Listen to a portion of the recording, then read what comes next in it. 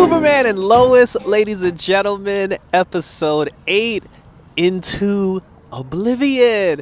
It's your boy Icon with some DC TV, as you can see, live on location from beautiful Miami Beach in Florida. So, even on vacation, we're still working. So we're going over Superman and Lois this time.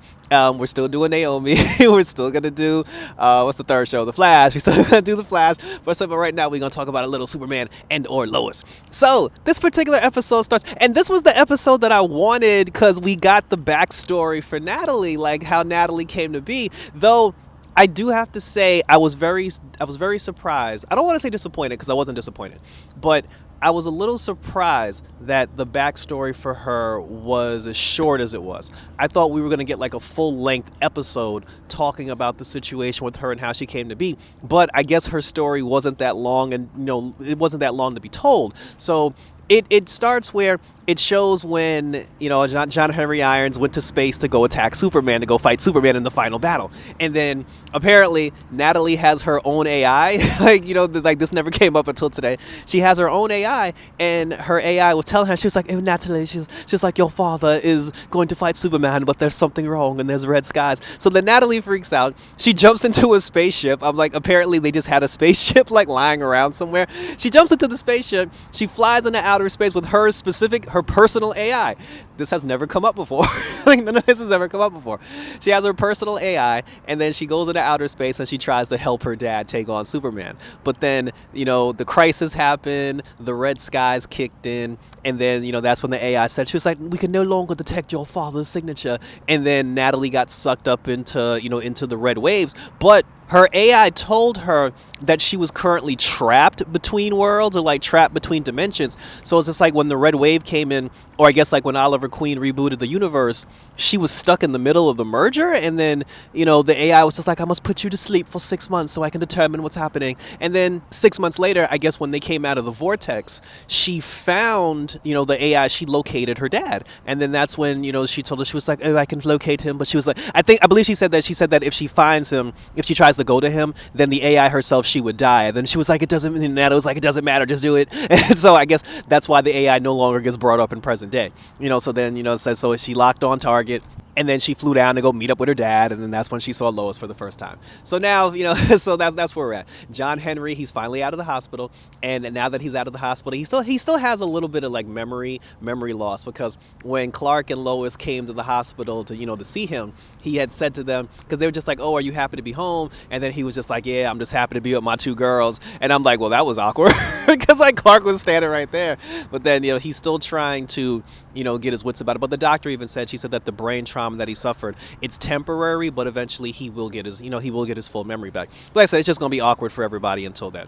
Allie now, she's finally got everybody together, all of her minions, and they're gonna go down to the mines, and they're going to ascend and merge with their other selves and become whole.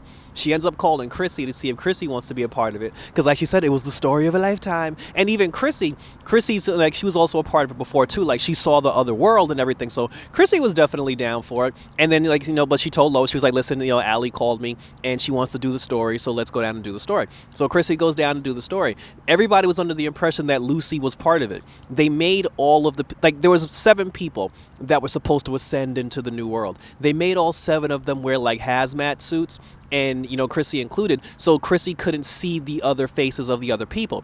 And I thought that was weird, but I didn't really put the connection together until later. So they go down to the mines, and then when they go down to the mines, there's this big gigantic vortex there, and then everybody's supposed to go one at a time, go into the thing. So a couple of people went in first, but the funny thing is, when they got to the vortex, those people started like screaming, like they started screaming as though like they were in pain, or the merger wasn't going to be as pleasant as they thought it was. And then that's when Chrissy started freaking out, and she's like, I ain't going in there. But then the vortex started sucking her in. The general daddy and Lois and Clark, they were back at the house, and then they had got a text from Lucy that said, like, my ascension finally begins and I'm about to become whole and blah blah blah. And then they were a little upset because they were just like, wow, like Lucy decided to go through with it and we're about to lose her. And after they read the text, the general had said to Clark, he was just like, listen, I'm getting word from the DEA, the DEO, that the people that we have in the mines, they're not responding. Like, we haven't heard from them in a long time. So Superman flew down to the mines quickly, and then when he got to the mines, he heard Chrissy screaming, so he went down into the cave. Now, the other general, the evil general, the one that stole the pendant, he was there too. And the last three people that were supposed to go into the vortex was Allie, Chrissy, and the general. The general ended up stealing the pendant from Allie because the general already had the first pendant. He had the pendant that came from Bizarro Superman. He took Allie's pendant, pushed Allie to the floor, and then he was like, "I betrayed you, bitch." And then he jumped into the vortex and he took both pendants, I guess, to the Allie on the other side of the Bizarro world. Superman came in, he saved Chrissy, he saved Allie, he pulled them out just in time, and then the vortex closed, and then they put Allie in handcuffs, and then everybody moved on, to try to figure out what the plan was. When the general got Allie in holding, he was questioning her. He was just like, listen, 7 of you went in, only 3 of you came out. I need the names of the other 4 people. And then that's when Allie was just like, oh, you only need the name of one person. You don't care about everybody else. You only care about your daughter. And then she got in his head. He got mad. And then she was like, I won't say another word unless I have my lawyer. And I was like, bitch. So now she's in lockup. She's in the DOA. And then, the general and the general and Lois, they were back at the house, and they were upset because they were just like, oh, because they thought Lucy had died. Like, they legitimately thought Lucy went into the vortex, and they thought that they would never see Lucy again. So they were upset about that. But then suddenly, out of nowhere, Lucy actually knocks on the door. And then when Lucy knocks on the door, they were just like, oh, what happened? And then Lucy was just like, oh, I was about to ascend, and when I saw the vortex and when I was going to go in, she said all I kept hearing was Lois's words in my brain telling me not to do it. And then as soon as she said that, I said, this bitch is lying. Because the way she's been acting the whole season, there is no way she will ever listen or take any advice that Lois said, let alone having Lois in her head. So I was like, I call bullshit immediately. But she sold it very well. She convinced them that she turned her back on Allie, and then like she wants to come home and everything. The general fell for it, and then they were just like, okay, they were like, we'll take you home and everything, to get some rest and blah blah blah. So the general and Lucy, they went back to her apartment so she could chill. Lois was happy because she was like, I got my sister back, and then but Lois wasn't like gushingly like excited happy. It was more like, I'm happy and all, but I still don't trust this bitch. And I'm like, I feel you, Lois, because I don't trust her either. Because Clark was dealing with the mine situation, he had promised that he would take Natalie and John home from the hospital. Because he was dealing with the crisis and because he was dealing with the mine situation, he didn't get to take them home. And then when he got home, and I said this was gonna happen, I legitimately said this, Natalie blessed him out. And she was like, and she said the word, I swear to God, I said this. It was like episode 1, when I did my review for episode 1. I said there was going to be a moment where Natalie curses out Clark, and she's like, when I look at you, all I see is the man who killed my mom. And she said that shit verbatim. She said it to him verbatim. She was like, I can't even look at you. She was like, when I look at you, this like this alarm goes off because you killed my mom, and we got to live in this house, and blah blah blah, and that's not my mom. So it was like this whole big thing. And then Clark felt bad, and then in the end, he ended up going back to talk to Natalie, and he said that he knew somebody that had like an apartment for rent. So he gave Natalie the keys, and he said, you and your dad check it out, and if you guys want to live there, then that's fine. And then because he was just like, if we get you out of the house, then you don't have to look at me, and then hopefully one day, we can get to know each other, and we can work on, like building a relationship. And then she was like, we'll see, motherfucker. This girl is cold, boy. This girl is cold.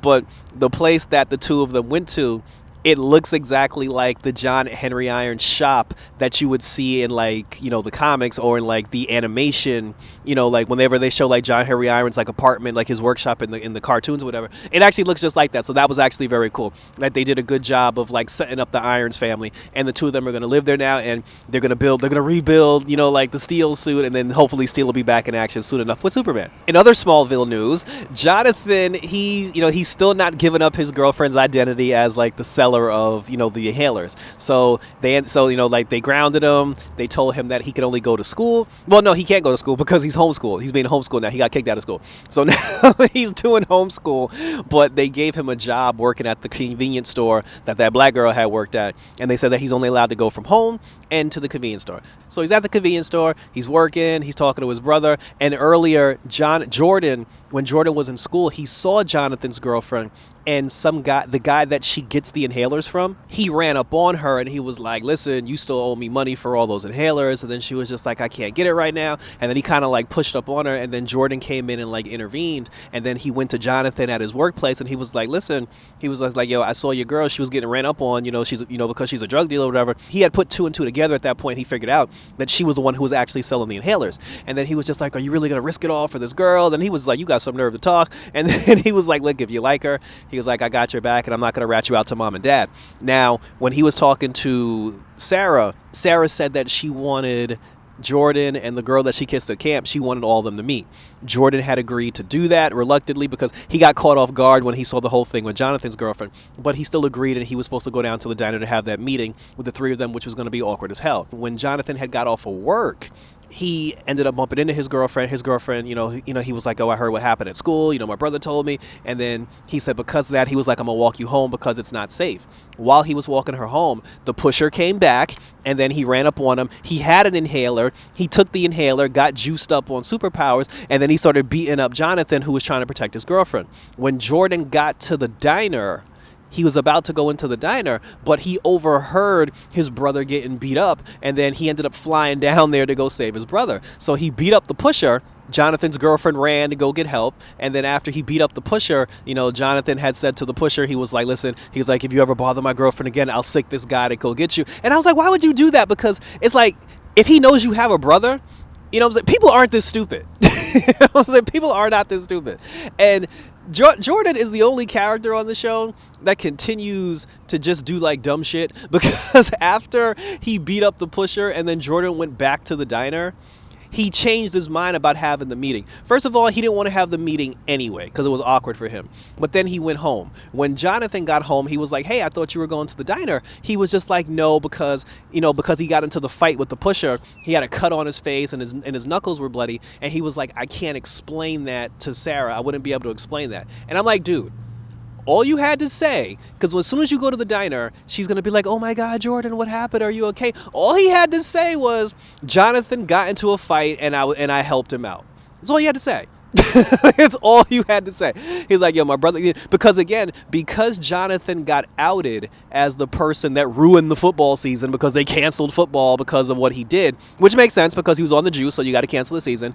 The whole town is mad at him. So because the entire town is mad at him because he cost the town football season, all you had to say was, some of the kids were giving my brother a hard time because of the football thing, and I had his back and we got beat up. That was it. That was it. Like, Jordan is the only character on this show that continues to be a 100% grade A unintentional buffoon. And I really need him to start thinking more when he does this stuff.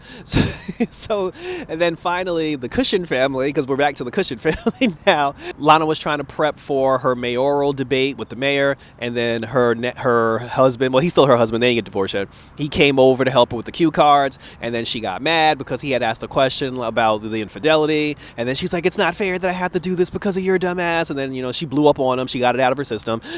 Now that she got it out of her system, the two of them kind of like calmed down now, and that storyline's still happening, and they're still not together yet. But he got his own apartment, and then she felt some kind of way about that. But I mean, it's a pride thing at this point, so she just got to get over that before they can continue moving forward. I was very excited about the Natalie thing, but there is a small part of me that feels like we're not done with her AI and her little spaceship thing. I feel like that's not over yet. But I was happy that we got her backstory about how she got here. I was a little disappointed about how short it was, but for some reason, there's a part of me that feels like it's not over yet.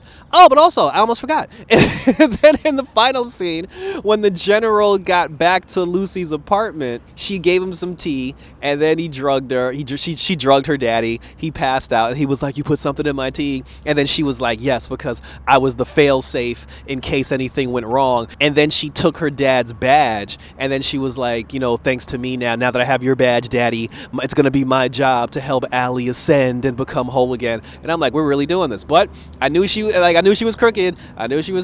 So she's gonna go to the DEO now. She's gonna bust Allie out of jail, and then she's gonna try to go back into the vortex. There's gonna be this whole big thing.